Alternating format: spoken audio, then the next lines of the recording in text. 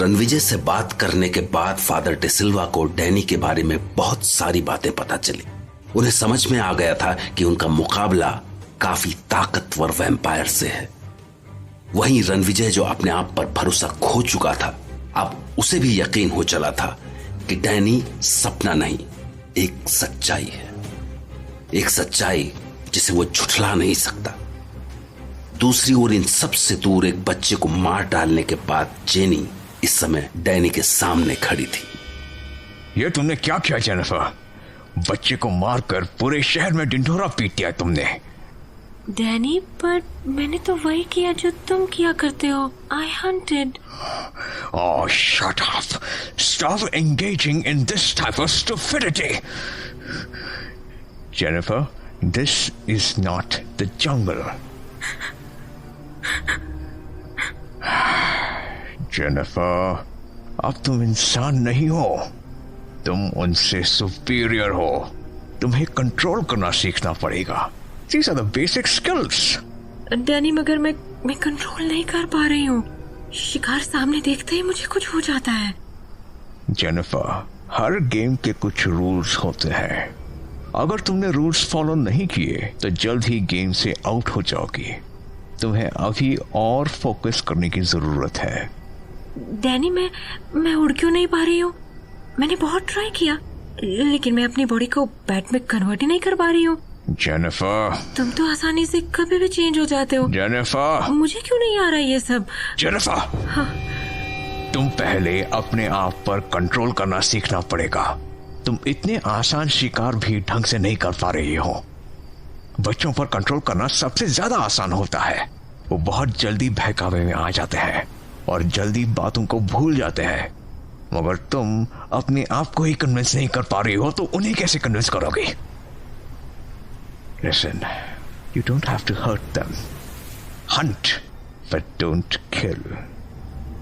मैं इस मुंबई शहर में शिकार करने और ढिंढोरा पीटने नहीं आया हूं। मैं यहाँ आर्मी बनाने आया हूं। So it would be better if you try to control yourself. Yes, Danny. जैसे एक आदमखोर शेर को इंसान के शिकार का तजुर्बा हो जाता है, उसे खत्म कर पाना मुश्किल हो जाता है। डैनी के साथ भी कुछ ऐसा ही हो रहा था। फादर डिसिल्वा ने डैनी के बारे में जितनी जानकारियां जुटाई थी, वो सभी इसी ओर इशारा कर रही थी कि ये वैम्पायर शैतानी ताकतों के साथ दिमाग का भी बखूबी इस्तेमाल कर रहा था। और इसी वजह से डैनी ने जेनिफर को साफ साफ समझा दिया था कि उसे इस तरह शिकार करना है कि किसी को कानों कान खबर ना हो। और डैनी की इस हिदायत के साथ जेनिफर एक बार फिर से शिकार की तलाश में थी। और इस बार शिकार होने वाली थी एक बदकिस्मत बच्ची जो अपने दोस्तों के साथ मेले में आई हुई थी। देखो देखो, मेरा बलून कितना ऊपर तक जाता है। मैं किसी को नहीं दूंगी। पकड़ो मुझे।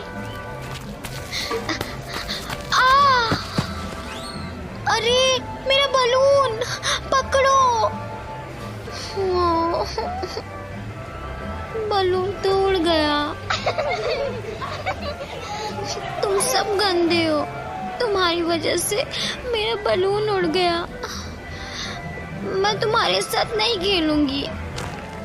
तुम सब गंदे हो। मैं जा रही हूँ। सब गंदे हैं। मैं अब इनके साथ नहीं खेलूंगी।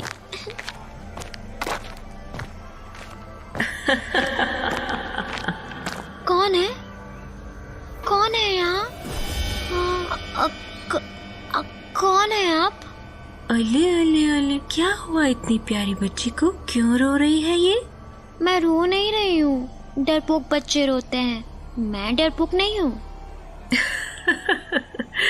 तुम तो बहुत बहादुर बच्ची हो, लेकिन कुछ तो हुआ है जो तुम इतनी परेशान हो रही हो। मुझे बताओ, मैं तुम्हारी हेल्प करूंगी। आप कैसे हेल्प करेंगी मेरी? मेरा बलून तो हवा में उड़ गया है।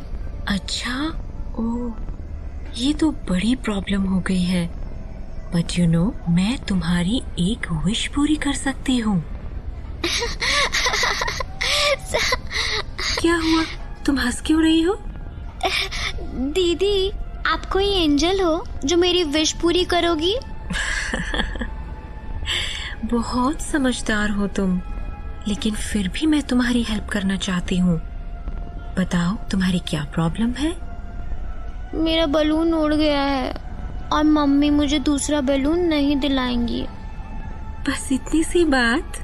आपको ये इतनी सी बात लग रही है? अरे तुम तो नाराज हो गई।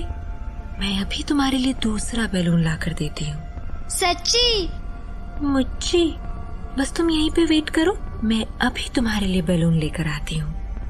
दीदी, फिर तो आप सही में एंजल हो। अरे कहाँ गई वो? अभी तो यही थी। वो शायद मुझे झूठ बोलकर चली गई हैं। सब बड़े एक ही जैसे होते हैं, मम्मी पापा जैसे। क्या हुआ? हाँ, अरे दीदी, आप इधर कहाँ से आ गई? मैं तो उधर देख रही थी आपको। वो छोड़ो, ये देखो तुम्हारे लिए क्या लाई हूँ मैं। इतने सारे बैलून, ये सब मेरे लिए हैं? हाँ, ये सब तुम्हारे लिए हैं। दीदी, आप सच में एंजल हैं। हाँ, मैं सच में एंजल हूँ। दीदी, आप मेरी फ्रेंड बन जाओ। मुझे जब भी किसी चीज की जरूरत होगी तो मैं आपसे कह दूंगी। अच्छा, चलो ठीक है, आज से हम फ्रेंड्स हैं। तो चलो मिलाओ हाथ और अपने इस फ्रेंड को फटाफट से गाल पे एक किस दे दो। ये क्या कर रही हो? दीदी, मुझे बहुत मजा आ रहा है। अब हम फ्रेंड्स हैं ना, मैं तुम्हें और भी गिफ्ट दूंगी। थैंक यू दीदी।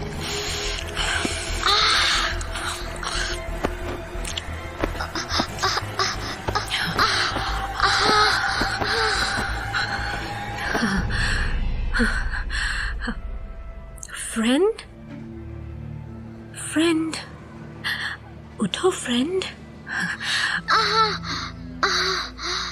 मम्मी के पास नहीं जाना है? मुझे क्या हुआ था? कुछ नहीं, बस तुम सो गई थी। मुझे मम्मी के पास जाना है। ये अपने बलून्स तो लेते जाओ। हाँ, बलून। थैंक्स दीदी। Welcome friend, bye, see you. Bye.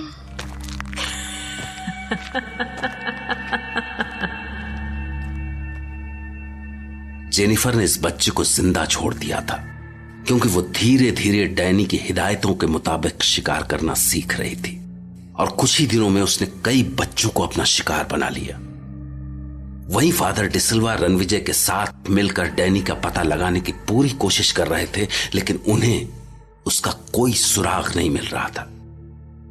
और इसी बीच कुछ दिनों बाद टीवी पर एक ऐसी खबर आई जिसे देखकर उनके होश उड़ गए। शहर के कई इलाकों में बच्चों में एक अलग तरह की बीमारी देखने को मिल रही है। इस बीमारी में बच्चों के शरीर में अचानक से खून की कमी हो जाती है। ये बीमारी अभी तक डॉक्टरों के लिए एक पहेली ही बनी हुई है। पिछले एक हफ्ते में इस बीमारी के 10 से ज्यादा मामले सामने आ चुके हैं। पीड़ित बच्चों के खून की जांच में उनमें कई तरीके की बीमारी के कोई लक्षण नहीं पाए गए, लेकिन इस बीमारी से पीड़ित ज्यादातर बच्चों में खून की इतनी ज्यादा कमी हो चुकी है कि उन्हें तुरंत खून चढ़ाना पड़ा। इस नई बीमारी की जांच के लिए दिल्ली से डॉक्टरों की एक स्पेशल टीम भी आ चुकी है। ऐसा कैसे हो सकता है? जरूर कुछ न कुछ गड़बड़ है।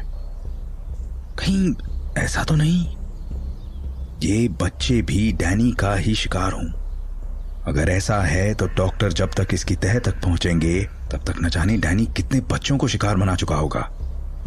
मुझे हॉस्पिटल में भर्ती बच्चों से बात करनी होगी।